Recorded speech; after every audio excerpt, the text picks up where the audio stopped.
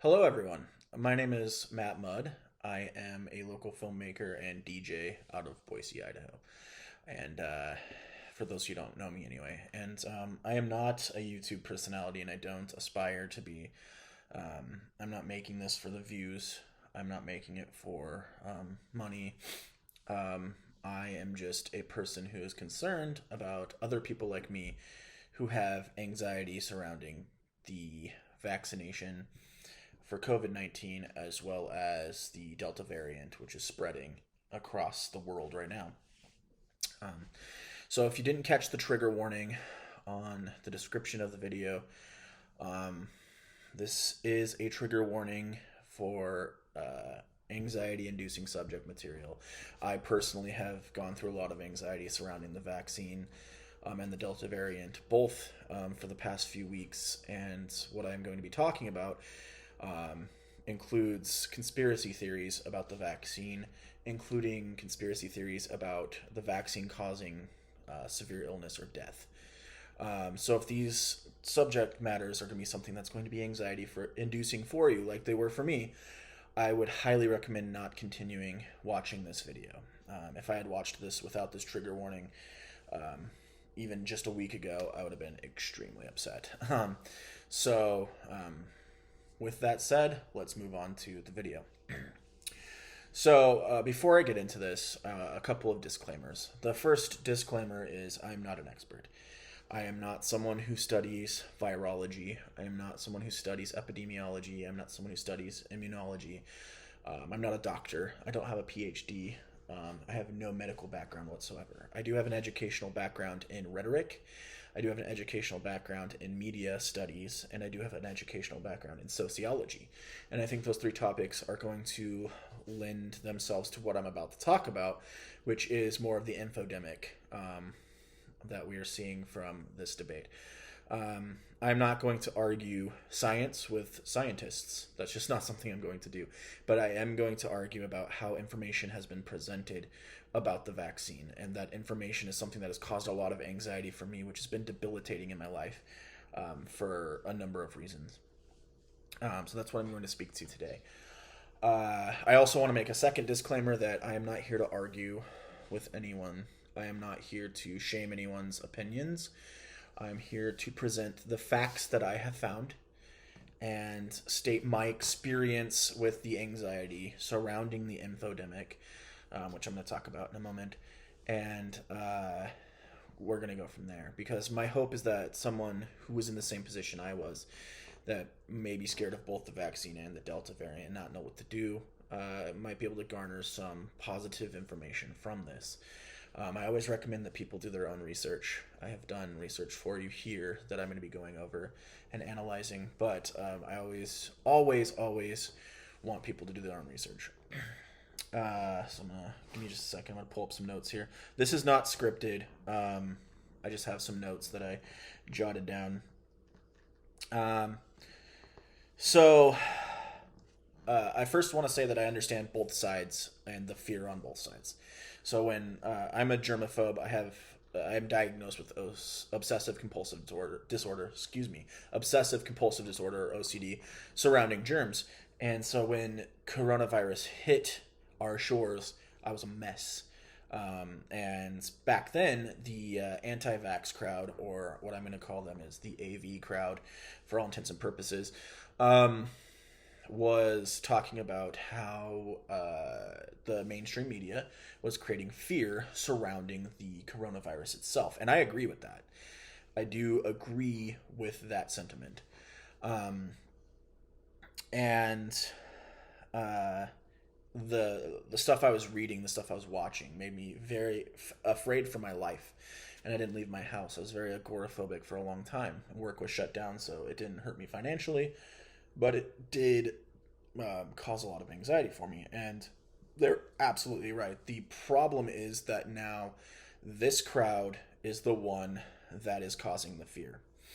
So we're going to talk about that a little bit as well. So a little bit of backstory. I didn't get vaccinated at first because I was afraid of the vaccine. I didn't know much about it. I wanted to see how it was going to affect people before I got it. As somebody who has an anxiety disorder, especially surrounding pharmaceuticals and medicine in general, like I don't even take ibuprofen unless I absolutely have to. I wanted to wait. However, then the Delta variant started spreading throughout the world, and I started reading that not only was it twice as contagious, but you were more likely to have a severe illness from the Delta variant, and that it was affecting younger people than the Alpha variant, people in my age group. I started to worry, and because of that, I got my first shot of the Pfizer BioNTech vaccination on August 8th. On August 21st, I was supposed to get my second dose, but a couple weeks after I got the first dose, I started seeing a lot of unsettling information coming out about the vaccination. And so I didn't get it. I missed the appointment on purpose, and my anxiety went into overdrive. Ask any of my close friends who had to deal with me over the last couple weeks, and you will know. It was something I had talked about pretty much every day. And I wanted to do more research and become more comfortable before I got the second dose. That is exactly what I've done. I actually just got the second dose yesterday. Today, my arm's sore. That's the only side effects I've experienced so far. And my brother came with me and got his first dose after talking about my research, and my parents deciding to get their vaccinations, which they're doing today. He decided he was going to get it as well. So that's what happened. And it's been quite a journey to get to this point. So basically, I want to get to the point. I'm starting to believe there's an arm of this pandemic, which I am calling the infodemic. I'm sure I've not coined that phrase. I'm sure it's been used by other people, but the infodemic is what's happening, and I think it's just as dangerous in different ways as the virus itself. In that the infodemic is causing people to have what is being called vaccine hesitancy, which could be costing lives. So again, I'm not an expert, but I think my background in media studies and sociology and in rhetoric is more than enough experience and education to scrutinize the credibility of a source of information, and that's what we're going to talk about. The infodemic is... So what I mean by the infodemic is we've had pandemics before, some equal in death rate and spreadability. The 1918 Spanish flu, the H1N1 outbreak in 2009, very similar. Both had vaccines as well that came out. I was 22 years old when the 2009 H1N1 pandemic came about, and I remember hearing about it. I even had a couple friends who caught H1N1. I don't believe I ever did. I mean, I may have, because I've had the flu once or twice a year ever since I was alive, but I don't remember anyone talking about the dangers of the vaccines. Also, if you look back at the H1N1 virus, the timeline of it is similar to COVID. I think they had a vaccine at about the year mark. And we had ours in December, and it hit our shores really hard in March. So just under a year when the vaccines started coming out. And we're going to talk about the timeline of mRNA vaccines later. But this is an issue on both sides because when it first came out, like I said, the narrative was controlled by people talking about the coronavirus, and now it's switched. And the anti-vax crowd started taking over the narrative. So what's different from the 1918 pandemic and the 2009 pandemic to now coronavirus? Social media. So Facebook was just starting to be a thing. I remember having a MySpace still in 2007 and 8. So I didn't even have my first Facebook account until 2009, which coincidentally was the same year of the outbreak of H1N1. And so back then, Facebook was not the same thing. There weren't memes. That wasn't even a word I knew existed. And there wasn't a lot of news being funneled through Facebook. It was just people making comments on each other's photos, mostly. And it was a lot like we know Instagram to be today. So that's a big difference, and not only are we seeing news funneled through Facebook, and other social media, Twitter, Instagram. Like my Instagram updates me on CDC findings all the time. So not only are we seeing more news funneled through there, but a lot of people use social media as their main news source. That's scary. Okay, that's terrifying. And we'll talk about why in a second. Um, so now the narrative on social media is being controlled by the anti-vax movement.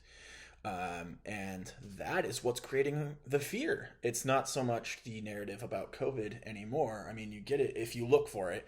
If you go and search the Delta variant, you're going to find some pretty scary stuff. But we are not being bombarded with it on Facebook anymore. We are now being bombarded with people talking about the vaccines, and the danger of the vaccines. And the problem is that's the only place we're seeing any of this information. If you go and do your own research beyond social media, there's nothing. There's nothing to back it up. And that's what we're going to talk about too. So in my time as a debater and studying rhetoric and media, I learned how to analyze a source, to find the validity of the source, to find the credibility of the source. I learned in my Rhetoric 101 class the order of which you want to do things. So the first thing you want to do is find the credentials of the source. So if you're reading an article, you want to find who wrote the article, first of all. So who's reporting this and who made the claim. They're usually a different person. Not always, but they're usually a different person. And so both need to have credibility. Not just the person who said the thing, but the person who's reporting on the person who said the thing also needs to have credibility. That's a University of Alabama at Birmingham article that I have pulled up right now that I'm going to talk about later, that talks about the timeline of mRNA vaccines. Was written by Moon Nam, MD, and the media contact was Jeff Hansen. It talks about a PhD named Caitlin Carrico in here, as well as Drew Wiseman, another PhD. Before I'm going to trust this source, I need to find out the credibility of all these people. Not just the PhDs that they're quoting, but who Moon Nam is, MD, and the writer of this, and the media contact, Jeff Hansen. So you want to find out what their credibility is. Who did they work for? Where were they educated? What have they said in the past? Has those things been debunked or proven to be true? Second, you want to find other sources backing the claim. So a different writer, different PhDs, different media correspondents that are reporting the exact same claim, or variations of the claim. And you want to find 2, 3, 4, 5 sources that say the same thing before you believe its credibility or its validity.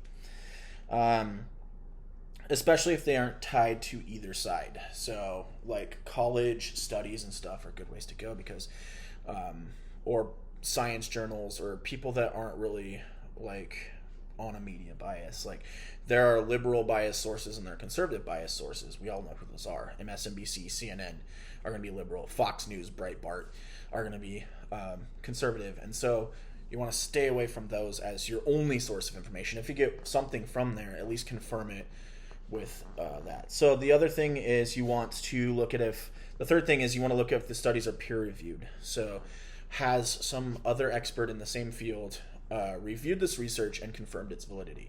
Also, you want to look at what the sample sizes are, what the statistics are saying. How many times has a study been replicated? Like if it's a study that was an isolated study at one university and only one university did the study, might not be something that you want to bank all of your belief into, right? And for what is the source reporting the claim? Again, the speaker or the report or the person who made the claim is different than the reporter of the claim. Both need to have credibility. So as we're going through sources, we're going to look at all those things when we're analyzing it. So I also am not saying that claims that are posted on Facebook or Twitter or social media in general are never true. They can be. I mean, it creates a perspective. If somebody says, hey, my uncle got the vaccine and then died, I might want to find out more information on that. But I also want to know, what was your uncle's medical history? Like, what was your uncle's pre-existing conditions? Was he completely healthy? Because when we just believe those claims outright, It's hard to verify them, and that's the problem with social media as a source. Is it's hard to verify them because a lot of people that post on social media aren't listing sources. A lot of them don't have sources. A lot of them don't know how to look for sources. A lot of them are saying, "Hey, I watched this YouTube video. I'm going to share it. I'm scared, so I'm going to share it." And that's the thing is, these people who are posting this stuff about the vaccines on social media are doing so because they're scared.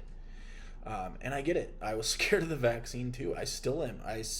I'm still anxious about it even after receiving it. But we have to look at the research because it's all we have. And by just stopping at something you see on social media without fact checking it, without doing your own research, there's no way you can verify if that's true or not. You're just believing what some person posted. And that's why I said at the beginning of this video, I'm not an expert. Don't just stop here. Like, do your own research on things before you're just going to trust what I say.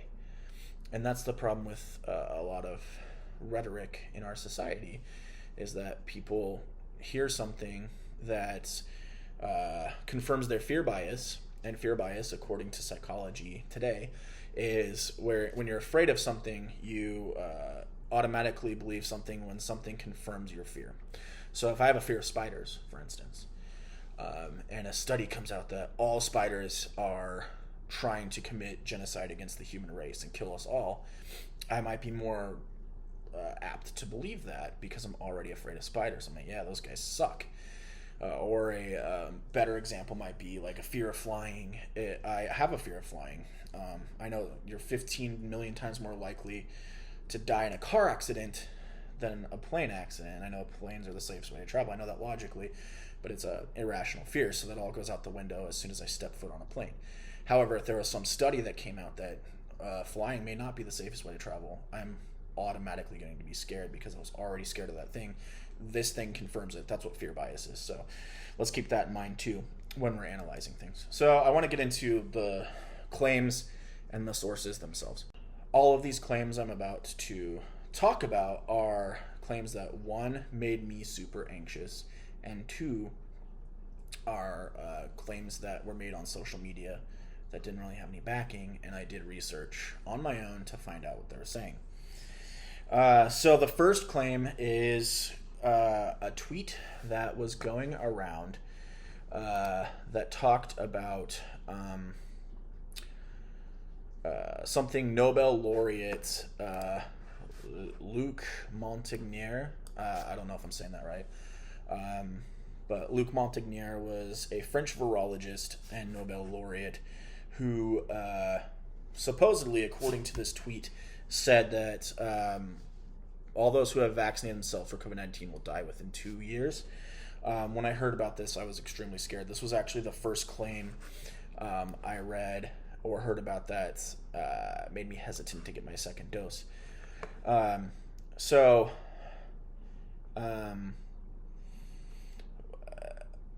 Basically, what the tweet said, I'm pulling it up right here.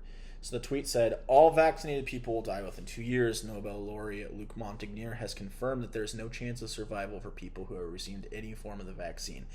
In a shocking interview, the world's leading virologist said bluntly, there is no hope, no possible treatment for those who have already been vaccinated. We'll be prepared to cremate bodies. The scientific genius backed up claims of other eminent virologists who said the same thing. So the problem with this is none of that can be backed up with any data. There's not even a video. And of course, people who believe this or anti-vaxxers are going to be like, well, they took the videos down because they're trying to hide it from us. But there's no information out there that he ever said this. There's a video of the interview where he talks about AED.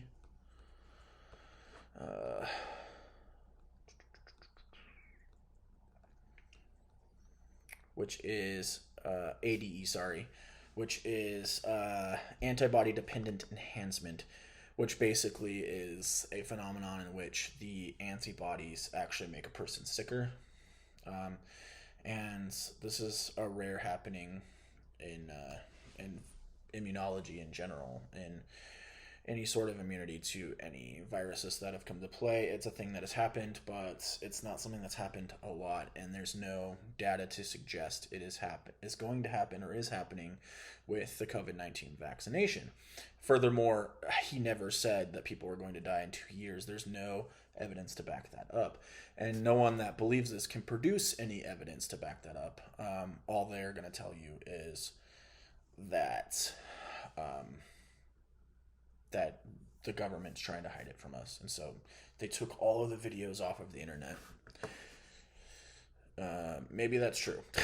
I don't know, but it's not likely. So that's the thing, is when we look at the analysis, so who's the person who said it? Supposedly Luc Montagnier, right? Who's the person reporting on it? Some guy from a tweet in May of 2021. Who else is saying it? According to this tweet, other virologists that are not listed, by the way, anywhere. And is it peer-reviewed? No. If you look on Google Scholar or any scientific journals, there's nothing suggesting that he ever said this or anybody else saying the same thing. So we can analyze this source as something that's probably not true. The second thing I wanted to talk about, the second claim, was that all of the animals that were tested on, well, there were two claims about animal testing. One, that they halted animal tests or they didn't do them at all, or two, that every animal that was tested on died. If you look that up, Reuters says that they did not skip any animal trials, and a number of sources say that not only did not every animal die in the testing, but there's no reports of any animals dying in the testing phase. So that one was debunked pretty easily. Another one I want to spend a little more time on is former employees of Pfizer speaking out about the vaccine. So the first one is Michael Yeadon, who was a former vice president of Pfizer. And right away, he made a claim that basically the vaccines are causing sterility in females, but they listed no evidence. There's a document that came out that was written by him and another person, and that they speculated without providing evidence that the vaccines could cause infertility in women. The document appeared in German website on December 1st. Scientists denounced the theory. Regulators weren't swayed. Weeks later, European Medicines Agency approved the Europeans' first COVID shot developed by Pfizer, but the damage had already been done. So basically, some things that are important to note. Again, no one else replicated this information. There are no other sources. It just comes from Michael Yeadon, who was a vice president at Pfizer. He resigned, and the claim was made after his resignation. So it wasn't the reason for his resignation, which I think is important. The 60-year-old is a former vice president of Pfizer. He spent 16 years in allergy and respiratory research. So nothing related to the vaccine itself. Respiratory illnesses, yes. And then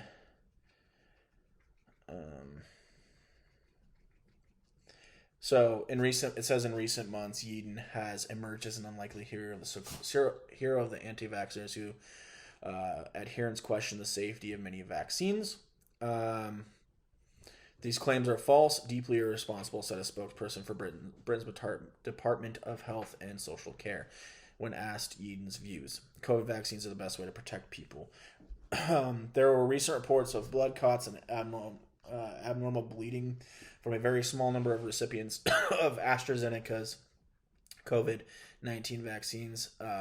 Leading European countries suspended its use. Also, we know that in the United States, the Johnson & Johnson vaccine was also recalled because of blood clots. Nothing in Pfizer specifically, but we don't know if this is just a former employee who's disgruntled trying to defame or if he's being paid off. So the anti-vax crowd constantly says follow the money. It's in the anti-vax crowd's best interests to pay former employees to say things like this as well. The second former employee was Karen Kingston. She went on a video with a conservative blogger. I don't remember the guy's name. Some guy who yells a lot. It wasn't Alex Jones, but somebody like that. And stated that there is... hold on, let me find this.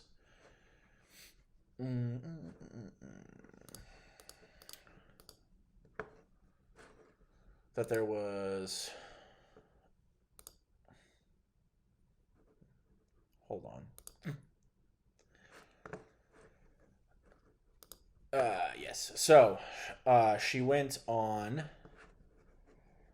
this Stu Peters show. Stu Peters is the guy who I was talking about that yells a lot. It was called Pfizer Exposed, and she claimed that graphene oxide was present in the vaccine. According to the International Business Times, she never even worked for Pfizer. Other people that commented on says she worked for Pfizer as a marketing rep. When you pull up her LinkedIn profile, we can see what her former work history is.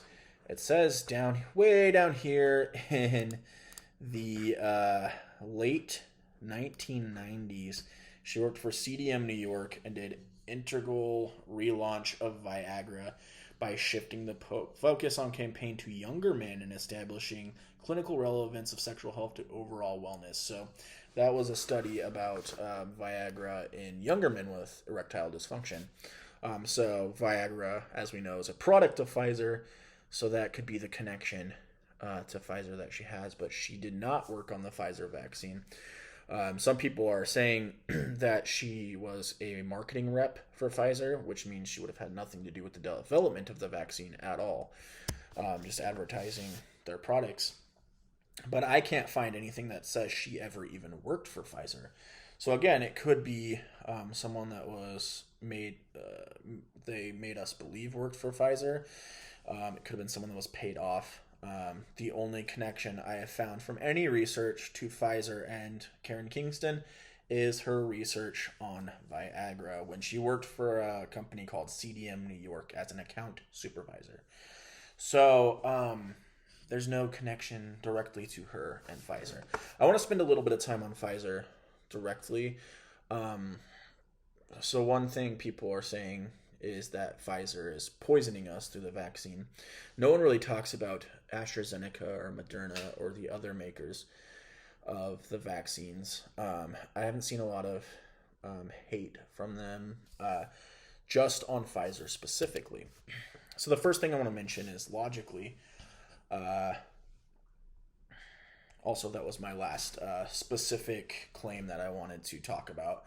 So now I want to talk about the logic of these claims. So the fallacy within, because even if you believe what these people are saying is true, think about it logically. So Pfizer is a pharmaceutical company, right? And what we need to look at is, what does Pfizer make? Because I know for me, I hadn't even heard the term Pfizer used very much until I heard about the vaccines. But here are their main products. So strap in. Advil,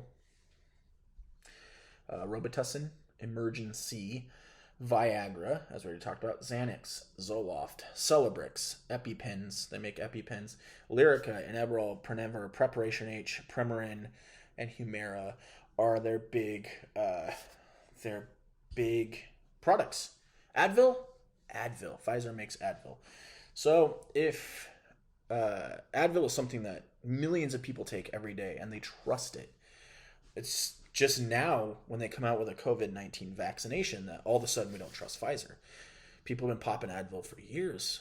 And so don't you think if they were trying to kill all of us off, or even just make us sick with some sort of cancer or something that we then have to buy their products to stay alive from, don't you think they would have done it a long time ago? Like, why now? Why with this vaccine are they trying to commit population control, especially when they already had a product that countless people trust. Advil is probably the most purchased um, painkiller besides Tylenol, and people already trust it, so they'd be able to kill off way more people or can make way more people sick using Advil than they would the Pfizer COVID-19 vaccination.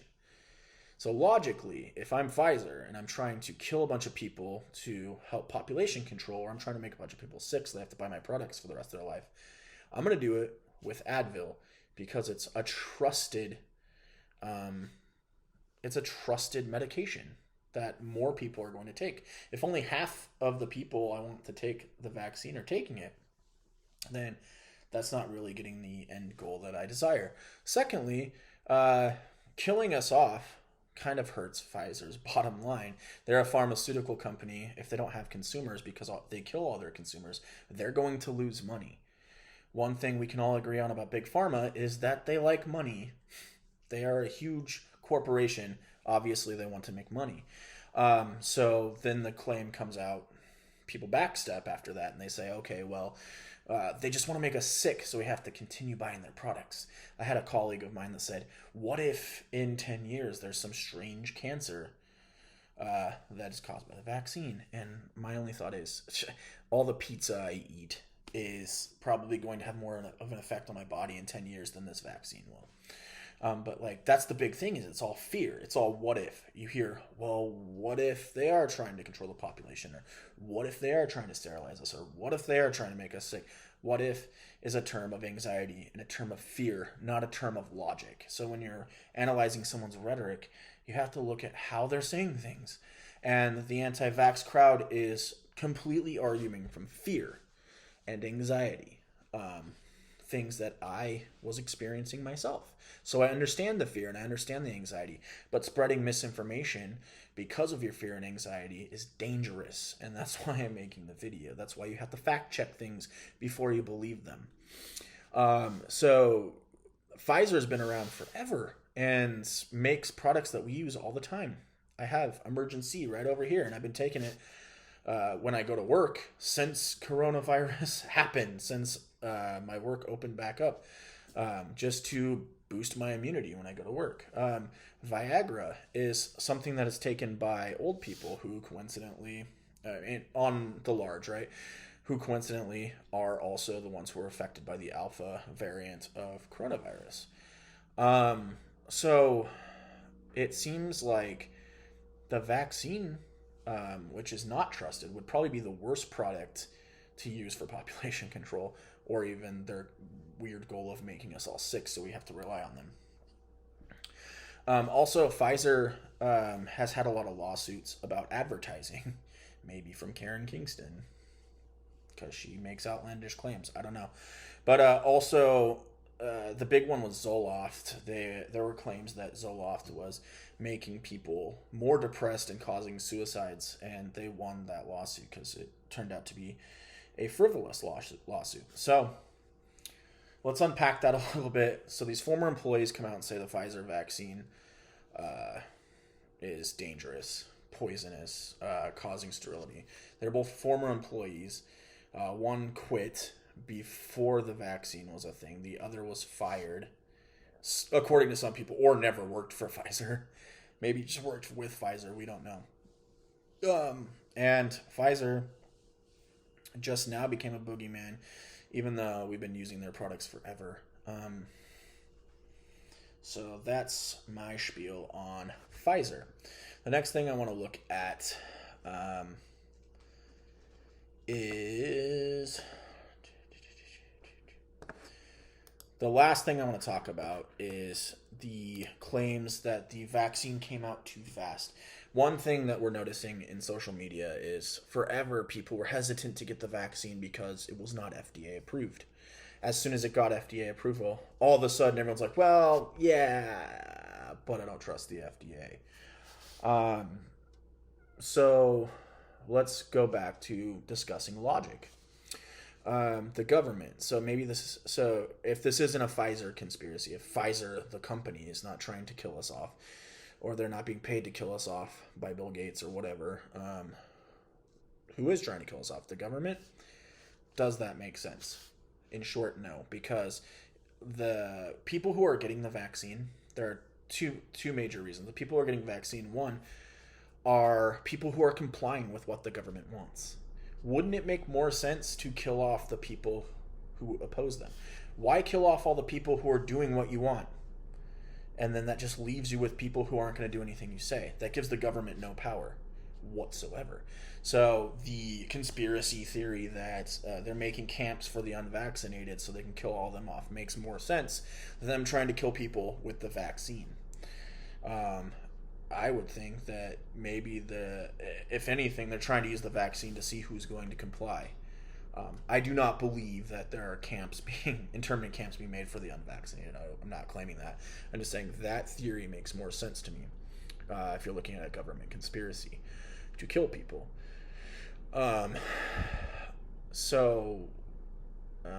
Also, the second thing is we know how capitalism works. We know how our government works. If they're going to kill anyone off, it's not going to be middle class and rich white people. That's not the people our government wants dead. It's going to be minorities. It's going to be the poor, the impoverished. Who are the people who are getting the vaccine? Middle-aged and some younger, predominantly middle-class and upper-class people, and not minorities. Minorities either don't, in heavy minority areas, urban areas, rural areas are not seeing as higher rates of the vaccine as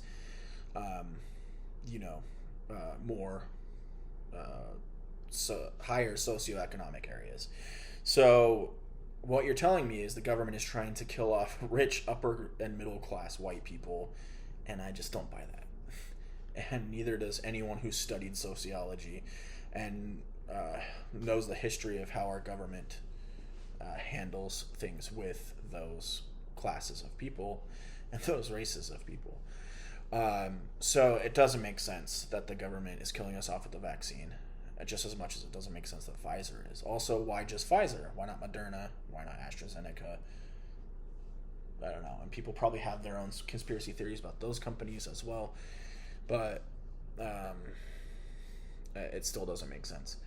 The next thing I want to talk about last thing I want to talk about is how people are claiming that the vaccine came out too quickly.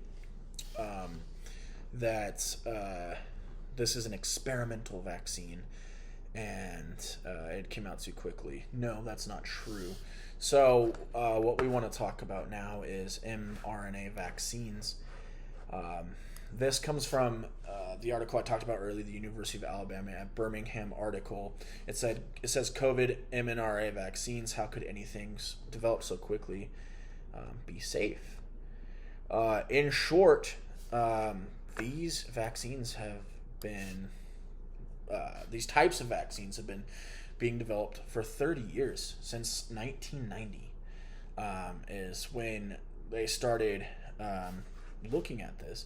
In fact, PhD Karen Carrico came to the United States from Hungary in 1985. She brought with her a passionate determination to work on mRNA, and that's when the United States started seeing this kind of research. And they've been researching it since.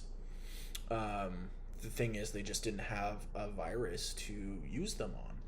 So COVID just happens to be the first major pandemic in which we're starting to use mRNA vaccines. This is not a new technology at all. It's an old technology. It's a technology that's almost as old as I am. It's only 2 years my junior. So it's been around forever. And so when COVID happened, they were able to take the virus and apply it to the technology of mRNA vaccines. And then that's why it came out so quickly. Because what we're used to is vector vaccines, which I do not know all the science behind, but the mRNA vaccine does not place the virus in your cells. It basically teaches your cells how to recognize the spike proteins that COVID has. And the thing that's important to understand about it is those spike proteins that the vaccine's creating never reach the nucleus of your cell. which is where the DNA is stored. So the mRNA, which is in the cell outside of the nucleus, teaches your other cells, your muscle cells, how to recognize the spike proteins of COVID. So basically, it's just showing them a picture of, hey, this is the bad guy. Kill him if you see him. And that's why you have to get 2 doses of the mRNA vaccines, mostly, not Johnson & Johnson, but it's because it takes time for your cells to be able to fully recognize them. And that was a big thing that I learned when I went to get my vaccination, my second vaccination. I thought the first and second dose were different. I thought maybe it was a different dosage. I thought maybe it was a different shot, like there was something else that was in it or not in it. Turns out it's the same exact shot. And I found that out because my brother and I went at the same time. They took us in the room together. And I said to the nurse who was administering the vaccine, or the pharmacist who was administering the vaccine, hey, I'm the one getting my second dose. My brother's getting his first. I just didn't want you to mix them up. And she said they're exactly the same. It doesn't matter. And didn't even look when she grabbed. So that tells me that they were the same. And so the fact of the matter is, your first dose is to get your cells to start recognizing. The second dose is like a reminder. And then that's why you have to get boosters like a year out or whatever it's going to be, because our cells are rapidly changing. The virus is going to mutate like every virus does ever. It already has. That's why we have the Delta variant. And that's why people who are immunocompromised have to get a third shot sometimes. So once I understood that, I felt a lot better about it. It's the same shot. So why people who are saying the second one's a kill shot or whatever, how would it be? There's nothing denoting between the 2 shots, the one that my brother received, the one that I received. There was nothing distinguishing which one was the first dose and which one was the second dose. The pharmacist didn't even know. She just said they're the same shot. It doesn't matter. So when you look at, I do want to source this information. There are many sources that tell you how to understand mRNA COVID-19 vaccines. If you don't understand them, please do some research on understanding how they work, because a lot of people that argue with me tell me they don't actually know how they work. And there's a lot of people saying, I don't want to get the vaccine because I don't know how it works. Neither did I. But with a couple weeks of research, I was able to understand excuse me, how they work. The CDC has a page on it, Mayo Clinic, ums.org. Let's see, John Hopkins Medicine, portal, ct.gov, Summit Health are just the first page. There's a lot of videos that break it down, how it works, about how it never enters the nucleus of the cell. So all these claims about it changing your DNA are actually impossible, because the spike proteins can't get into the nucleus of the cell. It's all fascinating stuff, and it talks about how they're the same shot and the same dosage, and the second one's essentially a booster for the first one, so that your cells can really recognize this spike protein. And then the reason why you get the side effects, like the chills and the fever and the nausea and the stuff like that, is your immune system is launching a response to those spike proteins, which means it's working, because your cells are starting to recognize the spike protein and do what an immune system does. You get a fever, you get the chills, you get muscle aches, the fatigue, because your body starts to fight it off. And then when the mRNA is destroyed, it's out of your system, the vaccine's out of your system within 72 hours of getting the shot. The other thing is, if there's going to be adverse effects, which do happen, and I want to talk about that real quick, it's going to happen within the first week or 2 of getting the vaccination. So a lot of people are saying we don't know the long-term effects, or, like a week after my uncle or my uncle's friend had a stroke and died from it.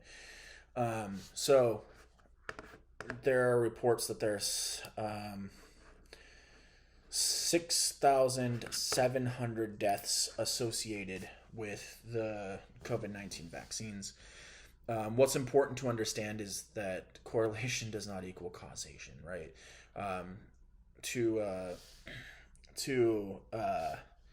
illustrate that for you, ice cream sales go up in the summer, right? But so do murder rates. So if you're going to take those two statistics and put them together, it would assert that ice cream sales create murder. No, they're correlated because they're both increased in the summer. It's not, one's not causing the other. It's the same thing with vaccination deaths. So during the clinical trials, there were 2 people who died of the Pfizer vaccine, supposedly. One died 62 days after getting his second shot from a heart condition that was pre-existing. The second died 3 days after getting the first shot from a heart condition that was pre-existing. So anyone who's had family members who have died, there was an article that was circulating around about an X-ray tech who died after receiving the vaccine of a heart attack, but the autopsy found that he had a pre-existing heart condition that he didn't know about. So I would ask anyone who's had family members or friends die from this after receiving the vaccine, how many of them had pre-existing conditions? And then also I would want to know how many had a condition they didn't know about until they got the vaccine. Again, that's fear leading. So they get the vaccine, they have a heart attack, they're like, oh, it must have been the vaccine. But nothing is showing, there's no evidence to support that the vaccine is directly causing any of these conditions that are causing people to die. There were blood clotting from the Johnson & Johnson vaccine. I think something like 3 people died, but they recalled it after that, and there was nothing to suggest any of the other deaths were directly related. Even if all 6,700 of these people died directly from the vaccine, that is a mortality rate of, let's see. So there have been, sorry, I lost my page. Okay, so there have been 350 million doses of the COVID-19 vaccine and 6,900, reports of death. So even if all of those deaths were caused directly by the vaccine, that is a death rate of 0.0019%. And those numbers come from, there's a lot of things backing it up. This is a CDC page. Or no, that's a lie. This is a MU healthcare page that quotes the CDC on the numbers. And then if you look into the vaccine adverse event reporting system, anything can be reported through there, and they ask people to report any death that occurs after a vaccine, whether it's caused by the vaccine or not. But even if all of those deaths are associated directly with the vaccine, that's a 0.0019% death rate. Let's look at the COVID mortality rates. They differ per country. As we know, some people have worse healthcare systems, like Peru's case fatality rate is 9.2%, and that's because they've had 2 million confirmed cases and 198,000 deaths. They don't have as many people as in the United States. So let's look at the United States specifically, and their death rate we know to be just over 1%, 1.6%. There have been 40 million cases and 650,000 deaths, which is a mortality rate of 1.6%, which is a lot higher than 0.0019%. That's exponentially higher. And there's still evidence coming in about the Delta variant and whether or not the mortality rate of the Delta variant is higher. Doctors theorize it is. It is more contagious, and younger people are more likely to have severe symptoms from it than the Alpha variant. And even there are breakthrough cases, they're rare, where people who are vaccinated do get the Delta variant. However, those people have had less severe cases. So this vaccine is saving lives because it's causing people to have a less severe version of the Delta variant and the illness than the unvaccinated. So hospitals are reporting that all of their deaths, so at least in Boise, where I'm from, all of their deaths associated with COVID have been unvaccinated people, 100% of them. Or something like 98% of them. I'm sorry, I don't want to say 100%. That's a bit of an outlandish claim, but there's a lot of evidence backing that up too. And people who are vaccinated are and getting the Delta variant are not dying from it. In fact, people who are vaccinated and catch the Delta variants have very mild cases from what they've gathered. And also, younger unvaccinated people are dying from it, whereas younger people were able to fight off the original variant pretty easily.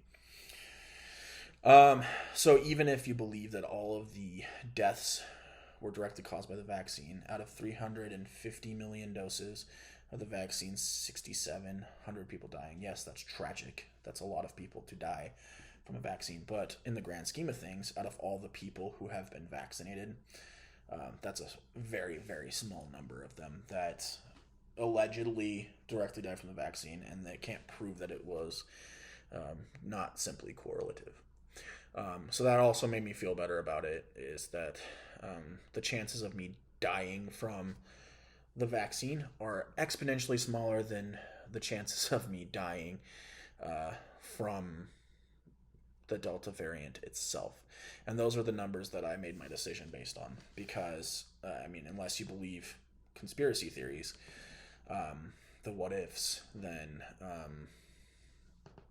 the only numbers we have are those. And so that's where I'm at. So I decided to stop letting anxiety control my thoughts. I decided to do my own research and take a look at it from a place of logic and reason and critical thinking. And that's when I finally landed on getting the second dose. And on the very small chance that the conspiracy theorists are right and Pfizer is trying to kill me for some reason, then I apologize ahead of time. If this is a video somebody shows after I've died to be like, look, this guy didn't believe what we said, and now he's dead. I just want to say to those people that I did my own research. I found out what was right for me, and that's all I can ask anybody to do. So if you're still scared of the vaccine, I understand where you're coming from. But try to look at everything. Try to analyze the research, the source, before you believe anything, because you're going to have people on both sides trying to get you to believe stuff that's not true. And the only thing you can do is do your own research and figure out what's true for you. And make a decision based on what you think is going to be best for your life and your health. And I hope it's the right decision, because I, for one, hope that this pandemic can end. And I think that vaccines are going to help us get there. But I do understand the fear and the anxiety, because I was there as well. So thank you for watching the video. I hope this helped a little bit in debunking some myths and some things you may have heard, or at least wanted to make you take a closer look at it. And that's all I was trying to do. I'm not trying to piss off the anti-vax crowd.